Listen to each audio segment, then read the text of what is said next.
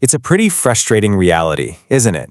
We all start out with these great intentions. We say, hey, I'm going to wake up early tomorrow, or I'm finally going to stop eating junk food. Yet, we constantly break our own rules. And that brings us to a really crucial question about the internal conflict happening right inside our brains every single day. Why on earth is it so hard to just do the things we know we need to do? Well, inside your brain right now, there's a literal battle taking place. On one side, you've got the good guy. This is the logical side fighting for your growth, your focus, and your discipline. But on the other side, that's the devil, or your subconscious, and it's focused purely on emotions and instant gratification. Now, here's the fascinating part. The devil doesn't usually fight you directly. It's not going to say, let's ruin our life today. No, instead, it uses twisted, false logic just to keep you comfortable. It whispers things like, science says taking a break reduces stress, so let's just scroll social media for 2 minutes. Or, you can't work out today, you'll be way too sore for tomorrow. It actually weaponizes logic against you just to feed that desire for comfort. So, to conquer this internal battle, we're going to follow this roadmap. Number 1, the myth of motivation. Number 2, systems over goals. Number 3, the domino effect. 4, building mental toughness. And finally, 5, the optimal morning routine. All right, let's dive into section 1. The myth of motivation. Unreliable electricity versus the reliable inverter. Think of motivation kind of like an unreliable power grid. It's totally dependent on external circumstances. Your mood, the weather, how well you slept last night. If the grid goes down, your progress just stops. Discipline, on the other hand, is like a highly reliable power inverter. It keeps the lights on, and it keeps you executing whether you feel like it or not. Think about it. A mother doesn't sit around waiting for motivation to feed her child, right? She just does it. That's discipline. It's an independent, internal source of power that honestly doesn't care about your feelings at all. Moving right along to section 2, systems over goals, the micro-habit framework.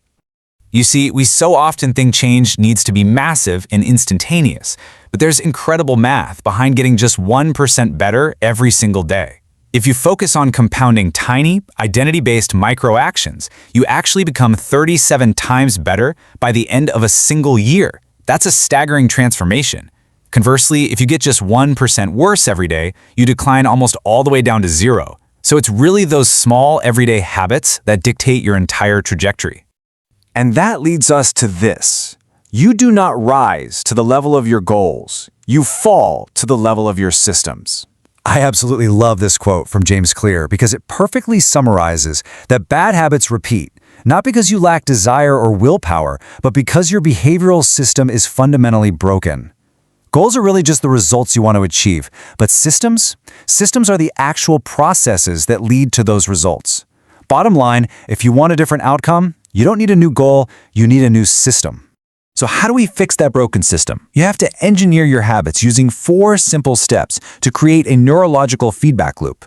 Every habit begins with a cue, so you need to make your good habits obvious. That cue triggers a craving, so make it attractive. Next comes the response. Make the actual action incredibly easy to do. And finally, the reward. Make it satisfying. Cue, craving, response, reward. When you lock this loop in, doing the right thing practically becomes automatic. Which brings us to section 3, the domino effect, unleashing keystone habits. Making your bed first thing in the morning, or maybe doing a quick 5-minute meditation, are perfect examples of a keystone habit. When you make your bed, you get this immediate sense of pride, and that encourages you to do another task, and then another.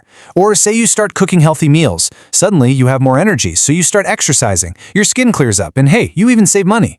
It proves once again that monumental life changes really do originate from incredibly small, easy actions that just spill over into everything else you do.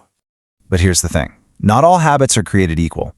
As you can see here, you should really start by mastering simple time reminder habits, like drinking a glass of water or doing that quick meditation. These just need a simple phone alarm to trigger them. Once you've built your foundational discipline there, then you can start tackling the heavier willpower habits, like a grueling workout or quitting sugar entirely. Those are the ones that actually test your limits and require serious mental resilience. And speaking of testing your limits, let's jump into section 4, building mental toughness, armoring the mind. To push past your limits, you've got to first face the accountability mirror. This is a concept championed by the ultra-endurance athlete David Goggins. Look, it is so easy to play the blame game, complaining about our circumstances or our genetics. But true self-mastery requires an empowering realization. By brutally accepting your flaws and taking absolute responsibility for your own weaknesses, you actually take back your power.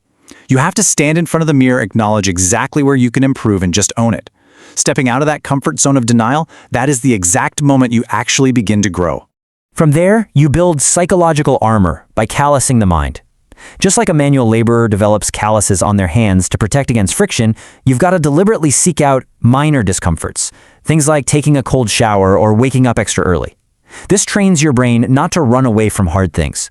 And then, when you're in the middle of a struggle and you really want to give up, you reach into your mental cookie jar. This is just a repository of your past victories. Think about that one time you worked a crazy 12-hour shift and still managed to cook dinner for your family. That goes right in the cookie jar. Remembering what you're truly capable of instantly shifts your mind from self-doubt back to self-belief. Now, this next concept, the 40% rule, is an absolute game changer. When you're running, working, studying, whatever, and your brain is screaming at you to stop because you are completely done, you have to realize that this exhaustion signal is just an early protective mechanism. It was designed by evolution to keep you from starving or dying. But in the modern world, you're actually only at 40% of your true capacity at that moment. Think about that. That means you always have a massive reserve tank of 60% potential just waiting to be tapped. Pushing past that initial mental governor is exactly where true greatness is forged. So, how do we put all of this into practice every single day? Section 5. The optimal morning routine. The daily launchpad. First off, forget forcing 5 a.m. wake-ups if it doesn't fit your natural chronotype. Whether your body naturally prefers being a morning lark or a night owl, science actually shows that waking up at a consistent time is way more important than waking up painfully early. Instead, what you want to do is focus on structuring the first 90 minutes of your day to harness your cortisol awakening response. Your body naturally spikes cortisol within about 45 minutes of waking up, and this gives you a massive boost of alertness and focus. If you waste this golden window reacting to stress by checking your emails or scrolling social media, you're quite literally hijacking your own biology.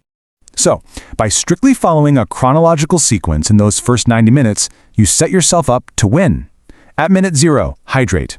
You lose a ton of fluids overnight, and pouring caffeine onto a dehydrated brain just borrows energy from tomorrow. Next, move for 20 minutes to raise your core temperature and release dopamine. Then fiercely protect the next 30 minutes for your most important deep work. Absolutely no phone or inbox allowed, period. Finally, spend just 3 minutes writing to clear any mental clutter. Following this exact sequence completely avoids decision fatigue and trains your brain for elite, stress-free performance all day. You now know the tricks your mind plays, and more importantly, you have the blueprint to override them. Listen, your brain is going to tell you to stop today. It's going to tell you that you're done, that you can't push any further, and that it's time to just quit. But knowing you still have 60% left in the tank, what excuse is left not to